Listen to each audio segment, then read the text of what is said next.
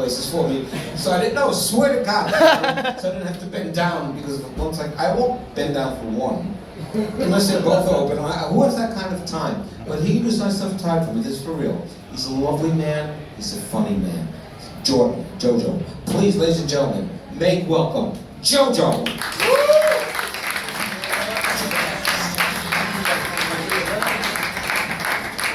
Alright, boys and girls, good night so far, yeah?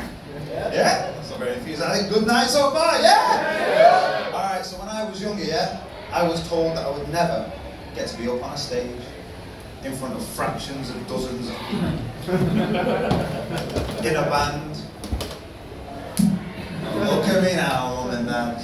Right, I'm not long, so I'll go straight into the jokes, yeah? So some people in this world are lucky, right?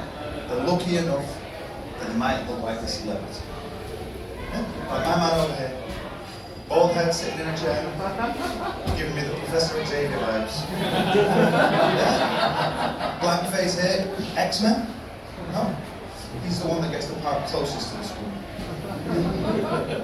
And then other people, who else we got? I don't know. Well, Peter the host. I think he looks like Mr. Burns from The Simpsons. Yeah. And then my man Lockie just started at my work. He looks like Homer. Yeah, homosexual. And then some people in this world, they're unlucky, yeah? They're unlucky that they might look like an animal. Like we all know a rat-faced Mike. Or a horse-faced Karen.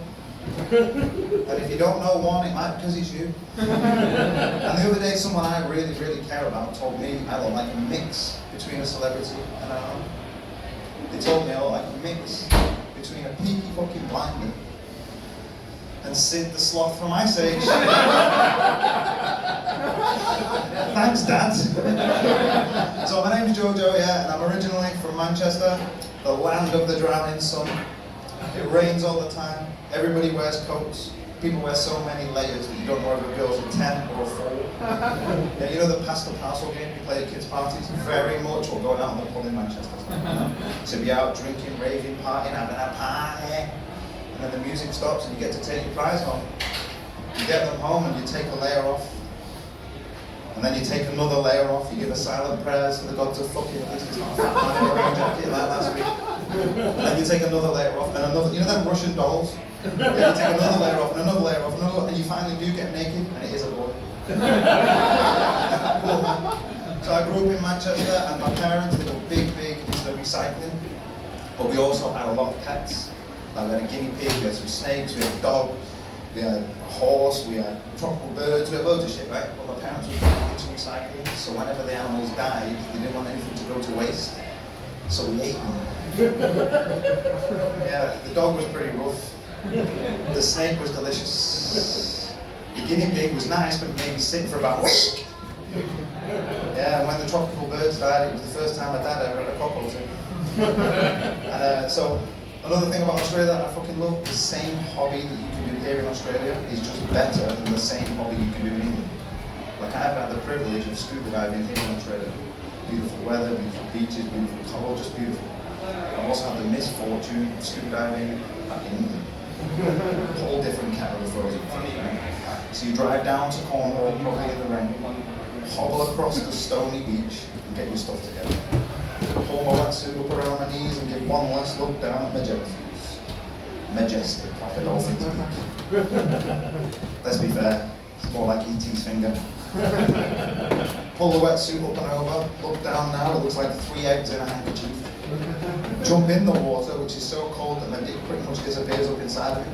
Well, not the only bloke with a camel toe, but we are in Newtown, so there's a few of them. If I look down now, it looks like 2 knuckles playing tug of war with a $1 coin. It's not fun, man. By the end of the day, you see me coming out of the water with an all-black wetsuit on, non-gender specific, with a snorkel flopping around on the top of my head. Well, I can tell you to be coming back from a funeral, man. It's not fun. So I've been in Australia since 2011. I met my girlfriend over here. My girlfriend's French, which I know it, you know it, we all know it. She's French, so she fucking loves stinky cheese. You know the kind of stuff that looks and smells like your nana's leg? We're a match made in heaven. I'm not circumcised. And then me and my girlfriend, we've been together now for 12 years. Okay, no pantomime lovers here. We've been together for 12 years. Yeah, recently, a lot of our friends have been asking us, you know, when are you going to tie the knot? So I put myself in for a vasectomy. My girlfriend, she's a boxer, right? She goes to the gym all the time. She's a boxer. She's got a back like a barrel of snakes. I think it's hot. I follow my swole mate. But she has to be a bit of a calorie nest. She weighs her almonds. She weighs her yogurt. You know, but she does make exceptions to the diet. She will go to Hurricane Flour and Grill just for the potato salad. Fair enough. Next week, me and the boys go to the strip club for the DJ. But together for 12 years, you know, you've got to try new things in the bedroom. So recently, we've been having unprotected sex. I mean, I say unprotected sex. I'm still wearing condoms. I just can't pull my guard or use my safe word. One of the best things about my girlfriend, right, is the quality of presents that she buys. Like, I'm the kind of guy who will give a damn if his gift card from one friend and give it to another. We've done that before, boys, right? Yeah. Whereas she puts a lot of thought, time, and effort into it. Last year, for my birthday, she got me an autographed photo of Anthony Bourdain. I don't know who he was. He was a famous chef in the noughties and the 90s. He was friends with Joe Rogan. He did jiu-jitsu. He did heroin. He was basically he was the patriarchy's wet dream. So she gave me this photo of Bourdain, and I'll leave it on the side table next to my 101 Dalmatians book. Leave it on the side table, and off she takes me out for my birthday. First step, I'm going to go for a few drinks. It's a new bar in Newtown, owned by this couple, Swedish guy and Iranian lady. They run this bar together. The bar's called Valhalla.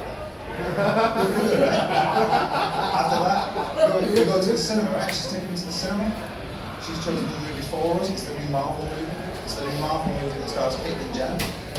It's called X-Men. X-Men Apocalypse. Pretty good. After that, she's taking me to the casino. I'm like, man, I must have been a good boy this year. So we go to the casino. You know, we're going to have a few hands of blackjack. And we get in there, and the croupier was actually a midget. So no big deal. He was an interesting guy. You know, he told us about how he was given up for adoption as a kid. I've got thinking to myself, man, imagine how hard it would have been growing up in the orphanage. But he turned his life around. He was working at the casino, and he recently just moved in with his normal-sized girlfriend. And since living with her, he found it much, much easier to put food on the table. Anyway, I broke even at the casino, right? I had a good birthday. Good birthday was hard. Off we go home. We go home, get back to the living room, get back to the side table. 101 Dalmatians was there. No picture of Bourdain. Looked all over the living room, behind the sofa, in the kitchen, in the fridge, on the balcony. Couldn't find it. Went to bed. Had a birthday sex. No joke about the birthday sex, but the next morning when I woke up, I went into the living room and my Irish housemate was there. And he goes, I might have to put my ear to your door last night. It sounded like a horse running through mud. Anyway, I get ready to go to work, right? I go downstairs to the garage. I open up the garage and there's the picture of Bourdain up on the wall. So I knew my girlfriend didn't skip out. I knew it was authentic Bourdain. It's just like a real one in the comics. I like that joke.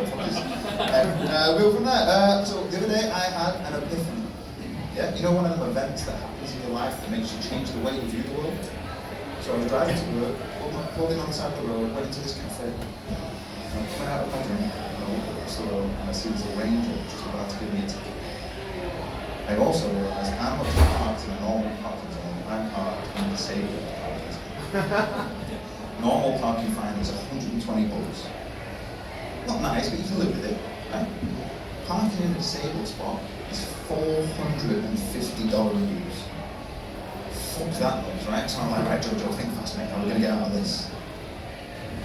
So I put my keys in my shoe and I start walking over the van, doing my best Forrest Gump impression.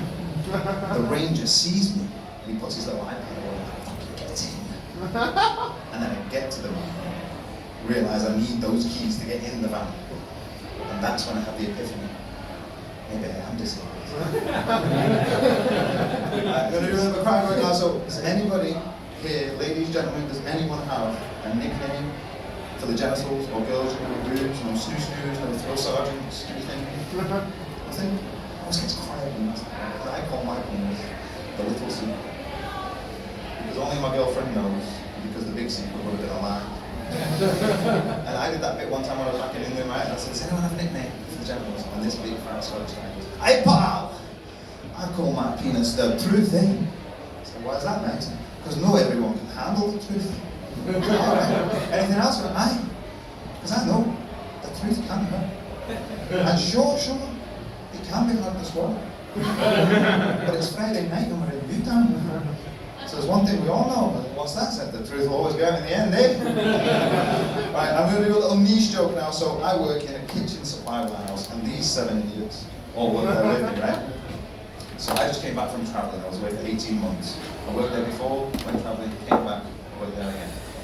As a welcome back gift, the managing director, Greg, said, welcome back, Jojo. As a welcoming gift, I've laid out all these chef's knives, all with different coloured handles. A red handle, a green handle, a blue handle, a black handle, a gold handle, all these different knives. So a welcome back gift, you can choose any one of them knives.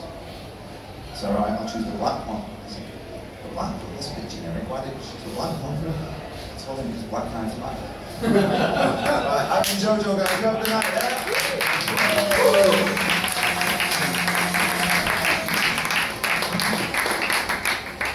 Ladies and gentlemen, that was Jojo.